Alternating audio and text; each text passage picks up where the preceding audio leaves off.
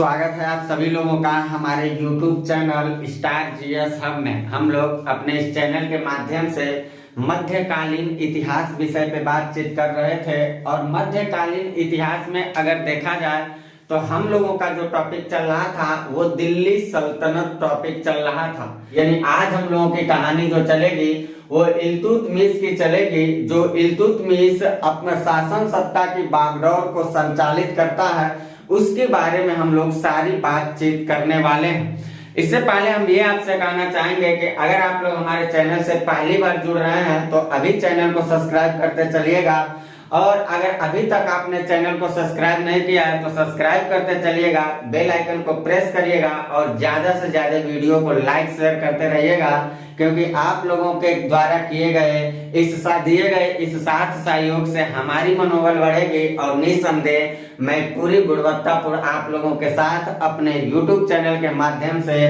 प्रतियोगी परीक्षाओं में पूछे जाने वाले जीएस जीके जैसे समस्त मुद्दों को गुणवत्तापूर्ण उपलब्ध करवाऊंगा। तो मैं चलता हूं अपनी कक्षा के साथ संचालन करता हूं, जिसमें आज हम लोगों को पढ़ना है इल्तुतमिश के बारे में वो सारी ऐतिहासिक बातें जो अक्सर प्रतियोगी परीक्षाओं में पूछे जाते हैं। तो इल्तुतमिश के बारे में पढ़ने से पहले हम लोग ये देखेंगे कि जो इल्तुतमिश था, ये इल्तुतमिश भी एक तरह से गुलाम वंश से संबंधित आने वाला कुतुबुद्दीन ऐबक के बाद आराम शाह जो केवल 8 माह तक शासन करता है, उस आराम शाह के बाद आने वाला अगला एक बड़ा ताकतवर शासक के रूप में आता है, जो अपने कर्तव्यों और कार्यों के द्वारा ऐतिहासिक स्वरूप को ही बदल देने का काम किया था। बहुत सारा ये ऐसा नवीन तकनीकी कार्यों को आरंभ करने की कोशिश करता है जो मध्यकालीन ऐतिहासिक स्वरूप में मुस्लिम शासकों के द्वारा पहली बार किए जाएंगे। तो ऐसे कौन कौन से कार्य हैं, उन सारे मुद्दों पे मैं आपसे बातचीत करता हूं। अगर देखा जाए तो इल्तुतमिश जो था ये इलबारी तुर्क था। इसके पहले हम लोगों ने जो पढ़ा था कुतुबुद्दीन ऐबक को, वो कुतुबी वंश से संबंधित थे, ये इलबारी वंश से संबंधित है और कहीं न कहीं ये ऐबक का दामाद था। जो कुतुबुद्दीन ऐबक के बारे में हम लोगों ने पढ़ा था उस ऐबक का ही ये क्या था, तो कहेंगे हम लोग ऐबक का दामाद के रूप में ये था। इल्तुतमिश जो था ऐबक जैसे मरता है, ऐबक के मरने के समय ये बदायूं के गवर्नर की सत्ता का संचालन कर रहा होता है। जिस समय कुतुबुद्दीन ऐबक की मृत्यु होती है तो वहां पर देखा जाए तो तुर्क अधिकारी जो थे कुतुबुद्दीन ऐबक के मरने के बाद शासन की बागडोर को संचालित करने के लिए आराम शाह के नेतृत्व को दे देते हैं, लेकिन आराम शाह बहुत समय तक शासन नहीं कर पाता है। इल्तुतमिश को जैसे इस बात की जानकारी चलती है, इल्तुतमिश बदायूं से मतलब यूपी से सीधे दिल्ली की सत्ता को हथियाने के लिए चलता है और आराम शाह को मौके वारदात पे मार देता है, यानी उसका वध कर देता है दिल्ली के जड़ नामक स्थान पे। कुल मिलाकर देखा जाए तो केवल और केवल 8 माह तक ही आराम शाह शासन किया था। उसके बाद देखा जाए तो शासन की बागडोर को संचालित करने के लिए इल्तुतमिश आता है। यानी कि ऐबक के मृत्यु के समय अक्सर पूछा जाता है ये कहाँ के गवर्नर का पद को सुशोभित किया था, तो हम लोग कहेंगे ये बदायूं के गवर्नर के पद पर था। भारतीय इतिहास की एक पराकाष्ठा स्वरूप को इसने बदलने की भी कोशिश किया था। जब इल्तुतमिश गद्दी पर बैठता है तो ये सुल्तान की उपाधि जो थी वो गोर के किसी शासक से नहीं लेता है, अपितु एक खलीफा से उसने सुल्तान की उपाधि को धारण किया था। और जो खलीफा इसको सुल्तान की उपाधि दिए थे वो थे अल इस्लाम मुस्तसिर बिल्लाह।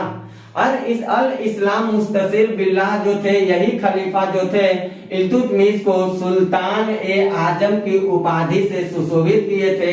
जिस सुल्तान ए आजम उपाधि का मतलब होता है महान शासक। यानी कि इल्तुतमिश भारतीय इतिहास में मध्यकालीन इतिहास से आने वाला पहला ऐसा मुस्लिम शासक हम लोगों के सामने मिलेगा जो सुल्तान की उपाधि गोर के किसी शासक से नहीं लेता है, अपितु खलीफा से स्वीकार करता है। और वो खलीफा इसको सुल्तान ए आजम की उपाधि देते हैं, महान शासक के रूप में इसको घोषित कर देते हैं।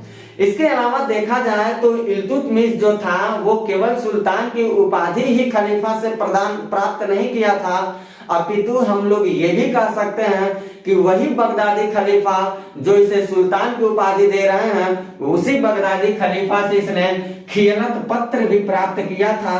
जो खियानत पत्र का मतलब होता है स्वतंत्र शासक का प्रमाण पत्र, यानी कह सकते हैं कि बगदादी खलीफा अल इस्लाम मुस्तसिर बिल्लाह ने इल्तुतमिश को खियालत पत्र भी प्राप्त किए थे, प्रदान किए थे। और खियालत का मतलब होता है स्वतंत्र शासक का प्रमाण पत्र। जैसे ये गद्दी पर बैठता है तो गद्दी पे बैठने के बाद चूंकि तमाम सारे अंगारों के रूप में इसने गद्दी को सुशोभित किया था, कई सारे दुश्मनों को साथ रखकर इसने गद्दी को सुशोभित किया था। वो दुश्मन कहां से थे? वो दुश्मन देखा जाए तो कुतुबुद्दीन ऐबक के तो थे ही थे, साथ ही साथ हम ये कह सकते हैं कि गोरी जब शासन कर रहा था तो गोरी के समय के बहुत सारे ऐसे सरदार थे जिनको सत्ता की हथियाने की बहुत ज्यादा अभिलाषा थी। उन सरदारों ने भी इल्तुतमिश के खिलाफ विद्रोह छेड़ने की कोशिश किया और बहुतों सारे ऐसे सरदार थे जिन्होंने विद्रोह किया भी। उन विद्रोहों को इसने दबाने की कोशिश भी किया था, लेकिन उन समस्त विद्रोहों में अगर देखा जाए तो इल्तुतमिश को एक बड़े स्तर पर विद्रोह का सामना करना पड़ा था। और जो बड़े स्तर का विद्रोह हुआ था वो बड़े स्तर का विद्रोह तराइन के मैदान में हुआ था, जिसको हम लोग 1215 के आसपास की ये घटना घटित हुई थी, जिसको तराइन के तीसरे युद्ध के नाम से भी हम लोग जानते हैं। तराइन का पहला युद्ध मैंने बताया था 1191 के आसपास, वो गोरी और चौहान के बीच लड़ा गया था। दूसरा युद्ध मैंने बताया था तराइन का, वो भी गोरी चौहान के बीच लड़ा गया था 1192 में। पहले युद्ध में मैंने बताया था गोरी हार जाता है और दूसरे युद्ध में मैंने बताया था गोरी पृथ्वीराज चौहान पे विजय प्राप्त कर लेता है। मैं ये सारी बातें आपको ठीक गोरी पढ़ाते समय बताया था। यहाँ देखा जाए तो हरियाणा के तराइन में जो युद्ध चल रहा है, इस हरियाणा के तराइन में भारतीय ऐतिहासिक रूप में देखा जाए तो ये तीसरे नंबर का हुआ युद्ध था जो 1215 के आसपास लड़ा गया था। और इसमें एक तरफ इल्तुतमिश की सेना थी और दूसरे तरफ ताजुद्दीन एल्दौज के नेतृत्व में कई ऐसे सरदार थे जो गोरी के समर्थन करता थे। इन सरदारों के गिरोहों ने मिल करके इल्तुतमिश के खिलाफ विद्रोह छेड़ा था। और इल्तुतमिश चूंकि उस समय शासन की बागडोर को भी संभाल कर रखा था, इसलिए इल्तुतमिश के समक्ष एक बहुत बड़ी कठिनाई थी और तमाम सारी कठिनाइयों को तो झेलने की उसने कोशिश किया था। इस कठिनाई को भी बहुत ही शातिरता के साथ इल्तुतमिश ने दबाने की कोशिश किया। यानी कुल मिलाकर देखा जाए तो तराइन में हुए तीसरे युद्ध 1215 के आसपास इल्तुतमिश इस विद्रोह का भी सामना करके ये जो मैं तीर ऊपर किया हूँ ये विजय प्राप्त कर रहा है, ये इंडिकेट कर रहा है। मैं थोड़ा यहाँ इकोनॉमिकल लैंग्वेज में लिखा तो इल्तुतमिश यहाँ जीत रहा है और ताजुद्दीन एल्दौज की नेतृत्व में आने वाले गोरी के सरदार जो थे वो पराजित हो जाते हैं। अब इल्तुतमिश को ऐसा लगा कि हमारे खिलाफ ऐसे तमाम सारे षड्यंत्रकारी नीतियां आएंगी और इसी तरह के बहुतों सारे विद्रोहों का सामना हमको करना पड़ सकता है। एक बादशाह अगर हर जगह के विद्रोहों के सामना में किस तरह से वो हर जगह नेतृत्व करने के लिए जा पाएगा, ये तो एक बादशाह से संभव हो ही नहीं सकता। यही कारण है कि इल्तुतमिश ने क्या किया, ऐसे जो विद्रोह होने वाले थे उन विद्रोहों को दबाने के लिए 40 गुलामों का सरदारों का एक गुट बनाया जो इतिहास में बहुत चर्चित है। जो 40 गुलाम सरदारों का गुट बनाया था उसको तुर्कान ए चिहलगानी कहा जाता है, या दूसरे भाषा में देखा जाए तो इसको चालीसा दल के नाम से भी जाना जाता है। तुर्कान ए चिहलगानी या चालीसा दल जो 40 गुलाम सरदारों के नेतृत्व में बना था और इल्तुतमिश का बनाने का केवल और केवल यही इंटेंशन था कि उसके सत्ता की बागडोर को संचालित करने में अगर किसी भी स्तर का कोई विद्रोह करता है तो उन विद्रोहों का ये दमन करने के लिए उन विद्रोहों को दमन करने के लिए ये चालीसा दल काम आएगा। इसी आकांक्षा को लेकर के इल्तुतमिश तुर्कान ए चिहलगानी का गठन करता है। इसके अलावा देखा जाए जैसे ही अपने सारे विद्रोहों को दमन कर लेता है और विद्रोहों को दमन करने के लिए भविष्य के लिए चालीसा दल बना लेता है, तब इसकी जो ख्वाहिशें थी वो ये थी कि हमें संपत्ति वाले क्षेत्र पे ऐसा एकाधिकार करना है जहां से अपार संपत्ति मिला, और संपत्ति के अर्जन से राष्ट्र की राजकोष को उसे बढ़ाना पड़ेगा, क्योंकि अगर शासक के पास अपार धन हो जाएगा तो कोई भी बादशाह अपने धन का प्रयोग करके छोटे मोटे विद्रोहों पे बड़े आसानी से सफलता हासिल कर सकता।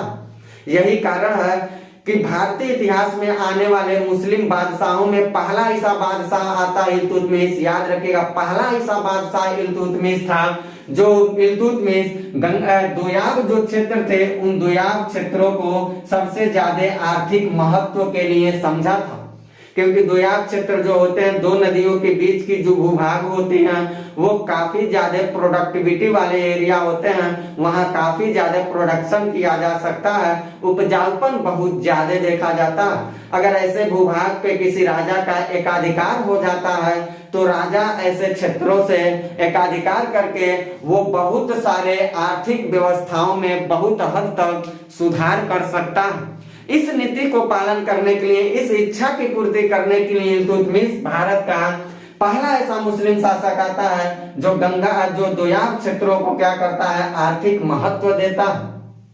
इसके अलावा भारतीय इतिहास में पहली बार देखा जाए तो इल्तुतमिश एक ऐसा बादशाह आता है जो पहली बार अरबी सिक्के चलवाता है, वो भी शुद्ध अरबी सिक्के का संचालन करवाता है, और उन शुद्ध अरबी सिक्कों में चांदी का टका और तांबे का जो जीतल था ये सबसे ज्यादा प्रमुख माना जाता है। यानी कि चांदी का टका अक्सर पूछा जाता है या तांबे का जीतल किसने चलवाया था, तो आपका केवल एक जवाब होना चाहिए, वो जवाब होगा गुलाम वंश में शासन करने वाला बादशाह इल्तुतमिश ने इसको चलवाया था।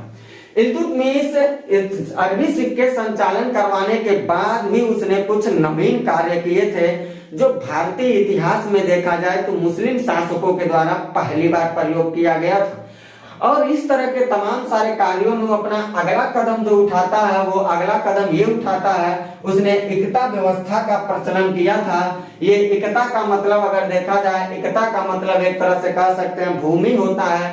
कहीं न कहीं एकता व्यवस्था, कहीं न कहीं जो मैं गुप्त काल पढ़ाया था तो गुप्त काल में मैंने सामंतवादी व्यवस्था के बारे में आपको बताया था। जिस तरह से मैंने सामंतवादी व्यवस्था के बारे में जो मैंने बातचीत किया था, कहीं न कहीं सामंतवादी व्यवस्थाओं का ही एक स्वरूप दिखाई देता है जो एकता व्यवस्था के नाम से चलता है। इस तरह के कहीं लक्षण दिखाई देते हैं। मेरा कहने का केवल और केवल नजरिया ये है कि एकता व्यवस्था सामंतवादी व्यवस्था के ही अनुरूप कहीं न कहीं दिखाई देता था। ये क्या होता था, एकता व्यवस्था अगर देखा जाए ये भूमि होता था। एकता यानी कि कह सकते एक तरह से ये भूमि होता था, और ये जो व्यवस्था थी ये दो रूपों में बटी हुई थी, एक छोटी एकता के रूप में थी और एक बड़ी एकता के रूप में था। जो छोटी एकता थी इसका जो मालिक होता था, प्रमुख जो होता था, उसको इक्तादार कहा जाता था, और जो बड़ी एकता थी इसका मालिक या इसका प्रमुख जो होता था उसको हम लोग मुक्ति इतिहास के नाम से, मुक्ति के नाम से जानते हैं। जो छोटे इक्तादार होते थे अगर इनको देखा जाए तो ये छोटे इक्तादार क्या करते थे, जितना ज्यादा राजस्व पाते थे उस राजस्व का 1/3 हिस्सा, देखिएगा यहाँ मैंने लिखा है, उस राजस्व का 1/3 हिस्सा क्या करते थे, उठाते थे और ये बड़े इक्तादार वाले क्षेत्रों को देते थे, यानी कि मुक्ति को ट्रांसफर कर देते थे। और ये जो मुक्ति होता था इस 1/3 हिस्सा में से, बातों को बेसब्री से समझिएगा, इस 1/3 हिस्सा जो इक्तादार 1/3 हिस्सा देती थी मुक्ति को, इस 1/3 हिस्से जब मुक्ति के पास आ जाता था तो मुक्ति क्या करता था, इस 1/3 हिस्से में से अपने सैन्य और अपने खर्च को निकाल देता था, बाकी बचे हुए पैसे को सीधे राजा के पास ट्रांसफर कर देता था। और जब ये राजा के पास ट्रांसफर करता था खर्च के बाद पैसे को, तो उसको इतिहास में फवाजिल कहा जाता था। तो ये फवाजिल शब्द भी अक्सर पूछा जा चुका है।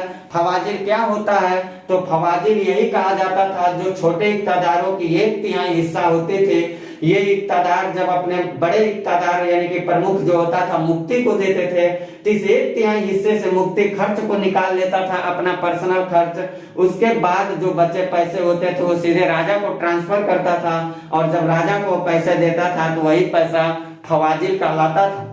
ये फवाजिल की जो कर प्रणाली चल रही है, ये फवाजिल आगे चल करके जैसे हम लोग पढ़ेंगे वो शासन काल जब हम लोग एफएसटी का पढ़ेंगे, फिरोज शाह तुगलक का, तो ये एफएसटी आएगा तो क्या करेगा, इस फवाजिल को वंशानुगत कर देगा। ये भी सवाल अक्सर पूछा जाता है, फवाजिल को वंशानुगत करने वाला कौन सा शासक था, वो फिरोज शाह तुगलक था, जिसको हम लोग तुगलक वंश जब पढ़ेंगे तो वहां मैं एक बार पुनः इस पे चर्चा करने की कोशिश करूंगा। ये क्या करता है, एफएसटी जो क्या करता है, फिरोज शाह तुगलक इस फवाजिल को वंशानुगत कर देता है। और फिर जब हम लोग लोधी वंश पढ़ेंगे तो लोधी वंश में हम लोग देखेंगे, जब आएगा बहलोल लोधी के बाद जब सिकंदर लोधी का जमाना आएगा तो सिकंदर लोधी इस फवाजिल वाले सिस्टम को क्या करेगा, हमेशा हमेशा के लिए समाप्त कर देता है। तो इससे कई तरह के आपके सवाल उठाए जा सकते हैं। फवाजिल को समाप्त करने वाला बादशाह कौन था, सिकंदर लोधी था। इसको वंशानुगत करने वाला बादशाह कौन था, फिरोज शाह तुगलक था। ये जो एकता होता था कई रूप में होती थी, दो रूप में, एक छोटी एक बड़ी। छोटी एकता के प्रमुख को क्या कहते थे, एकतादार कहते थे। बड़ी एकता के प्रमुख को क्या कहते थे, मुक्ति कहते थे।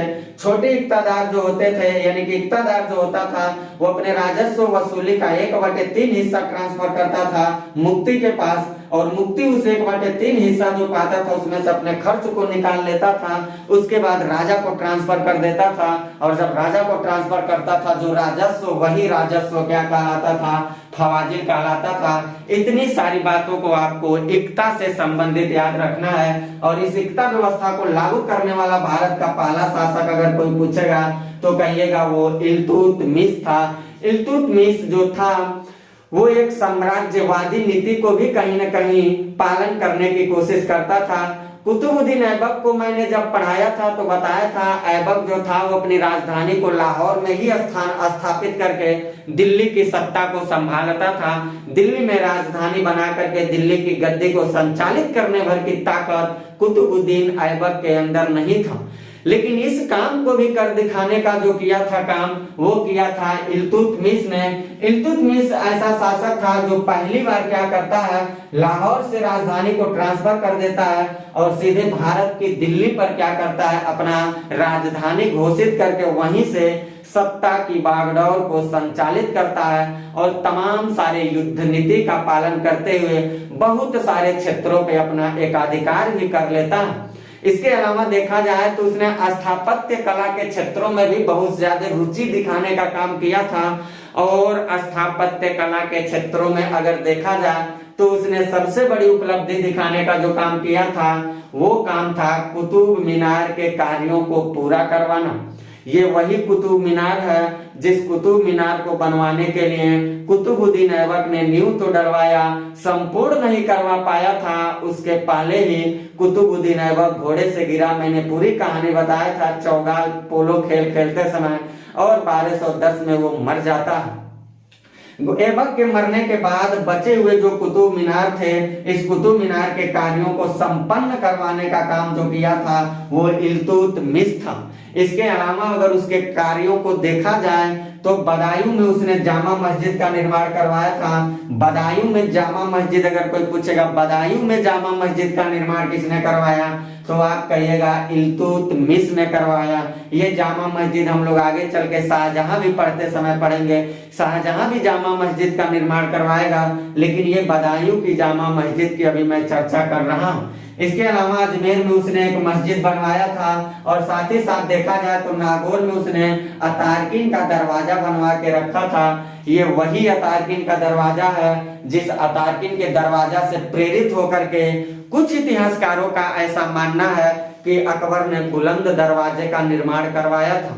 कुछ इतिहासकार यही बात मानते हैं कि अकबर जो बुलंद दरवाजे का निर्माण करवाया था वो अकबर कहीं न कहीं नागौर स्थित अतारकिन के दरवाजे से बहुत ज्यादा प्रेरित था, और इससे प्रेरणा लेकर के ही वो बुलंद दरवाजे का निर्माण करवाया। लेकिन कुछ इतिहासकारों के मुताबिक बताया जाता है कि गुजरात युद्ध के बाद उसने बुलंद दरवाजे का निर्माण करवाया। लेकिन गुजरात युद्ध के बाद करवाया ये तो सही है, उस किससे प्रेरणा होकर के करवाया था, ये बात अगर आपसे कोई पूछता है तो लगभग इतिहासकारों के अनुसार ऐसा माना जाता है कि वो अतारकिन का दरवाजा था जिससे अकबर को काफी प्रेरणा मिलती है। इसके अलावा अगर देखा जाए तो जो इल्तुतमिश था, इसका एक लड़का भी था, पुत्र था, जिसका नाम बताया जाता है नसीरुद्दीन महमूद। इस नसीरुद्दीन महमूद के यादगार में उसने एक मकबरा बनवाया था, जो भारत का पहला मकबरा था। भारत में पहली बार मकबरा बनवाने का जो काम किया था वो इल्तुतमिश था। और भारत का पहला मकबरा अगर कोई पूछे कौन था तो कहेंगे नसीरुद्दीन महमूद का मकबरा था, जिसको सुल्तानगढ़ी का मकबरा भी कहा जाता है, या गुफा का सुल्तान के नाम से भी इसको जाना जाता है। तो गुफा का सुल्तान कहिए या सुल्तानगढ़ी का मकबरा कहिए या नसीरुद्दीन महमूद का मकबरा कहिए, ये मकबरा जो थे, ये मकबरा इल्तुतमिश अपने पुत्र के यादगार में बनवाता है, जो भारत का पहला मकबरा था। भारत का याद रखना आपको, पहला मकबरा था, यानी कि कह सकते हैं भारत की पहली मकबरा के नाम से जाना जाता है।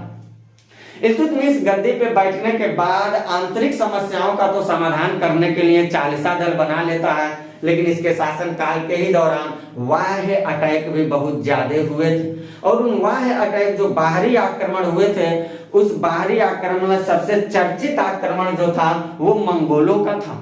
कहा जाता है कि 1221 का वो समय था, 1221 का वो समय था जब इल्तुतमिश के खिलाफ पहली बार मंगोल नेता चंगेज खान, जिसका दूसरा नाम तेमुचिन बताया जाता है, इसने भारत पर अटैक किया था। और इल्तुतमिश इस चंगेज खान की नीतियों को इतने आसानी से परख लिया कि चंगेज खान द्वारा किए गए आक्रमण को इल्तुतमिश बहुत ही सफलतापूर्वक दमन कर दिया। यानी कि देखा जाए तो इल्तुतमिश जो था वो 1221 के हुए मंगोल नेता चंगेज खान के नेतृत्व में, जो तेमुचिन था, चंगेज खान यानी दूसरा नाम तेमुचिन था, इसके नेतृत्व में हुए भारत पे जो आक्रमण थे उसको बड़े सफलतापूर्वक क्या किया, दमन कर दिया। इल्तुतमिश इसके अभियानों को दमन करने के बाद वो भारत के कुछ सीमावर्ती क्षेत्रों को तो जीत ही रहा था, आंतरिक क्षेत्रों को तो जीत ही रहा था, और तमाम सारी उपलब्धि पाने के बाद उसने एक चुनौती को लेकर के पुनः युद्ध अभियान के लिए निकला। और वो समय बताया जाता है 1235 से 36 के आसपास की ये घटना घटित हुई थी, जो इल्तुतमिश ने निकला था बमियान या बयाना के खिलाफ अभियान जारी करने के लिए। और कहा जाता है कि इसके जीवन का अंतिम अभियान था, क्योंकि कुदरत इसको दोबारा अभियान का मौका नहीं देंगे। इसी अभियान के दौरान ये रास्ते में ही जाते समय बीमार पड़ जाता है, और बीमारी की वजह से 1236 में जाकर के इसकी मृत्यु हो जाती है। और इसके मृत्यु के बाद इसका मकबरा बना दिया जाता है दिल्ली में, जो एक कच्ची मकबरा के नाम से भी जाना जाता है। इल्तुतमिश के बाद अगर देखा जाए तो उत्तराधिकार के रूप में जो आया था वो बड़ा ही छोटा सा शासक था, जिसके बारे में तमाम सारे इतिहासकार अलग अलग रूपों में व्यक्त करते रहते हैं। और वो बादशाह था रुकनुद्दीन फिरोज, जो 1236 में गद्दी पर बैठेगा। 1236 में गद्दी पे बैठता है, लेकिन बहुत ज्यादा समय तक ये शासन नहीं करेगा। ये इल्तुतमिश के बाद उत्तराधिकार का काम किया था। और देखा जाए अगर तो इसकी जो माता थी शाह तुर्काना, ये एक तुर्की दासी थी, और तुर्की दासी का लड़का शासन सत्ता की बागडोर को संचालित कर रहा था। ये बात जो थी वहां के मुस्लिम सरदारों को शोभा नहीं दे रहा था, क्योंकि मुस्लिम सरदार ये नहीं चाहते थे कि एक दासी का औलाद राजा बन करके हम लोगों के ऊपर शासन करें। यही कारण है कि मुस्लिम सरदारों ने मिल करके रुकनुद्दीन फिरोज को और इसकी माता शाह तुर्काना दोनों की हत्या कर देते हैं। और हत्या होने के बाद गुलाम वंश में आने वाला ऐबक के बाद आराम शाह था, आराम शाह के बाद इल्तुतमिश था, इल्तुतमिश के बाद रुकनुद्दीन फिरोज आता है, जो बहुत कम समय में ये भी मार दिया जाता है। और इसके मरने के बाद भारत में पहली बार भारतीय इतिहास को बदलने का काम किया गया था, और वो था भारत की धरती पे पहली बार मुस्लिम साम्राज्य से आने वाली एक महिला शासिका के रूप में, जो राज्य की सारी प्रशासनिक ढांचों को संचालित करने की काम करेगी, और वो थी रजिया सुल्तान। यानी कि इसके बाद की अगर देखा जाए शासक जो आएगा वो रजिया सुल्तान आती है सत्ता की बागडोर को संचालित करने के लिए, यानी कि गुलाम वंश का अगला शासक के रूप में, शासिका के रूप में जो आएगी वो रजिया सुल्तान होगी। तो रजिया सुल्तान से संबंधित जो कहानी है उस मुद्दे पे हम लोग करेंगे बातचीत अपनी अगली क्लास में। इतनी बातों को आप पूरी की पूरी तौर तरीके से नोट बनाते चलिएगा। इतनी बातों को चाहे तो आप ले सकते हैं स्क्रीनशॉट, सारी बातों को आप नोटबुक बनाते हुए चलिएगा, कवर करते हुए चलिएगा। चैनल को ज्यादा से ज्यादा लाइक, शेयर और सब्सक्राइब करते चलिएगा, क्योंकि आप लोगों का सहयोग ऐसे मिलता रहेगा तो निस्संदेह मेरी पूरी हौसला, मैं अपने पूरी हौसलाओं के साथ पूरी गुणवत्तापूर्ण ऐसे कंटेंट आपको देता रहूंगा जो आपके प्रतियोगी परीक्षा के लिए काफी लाभदायक साबित होता रहेगा। तो इतनी सारी बातों को आप कवर करते चलिए, बाकी चैनल को लाइक शेयर सब्सक्राइब करते चलिएगा। मिलते हैं अगली क्लास में रजिया सुल्तान के साथ, तब तक के लिए लेता हूं इजाजत। Bye, best of luck.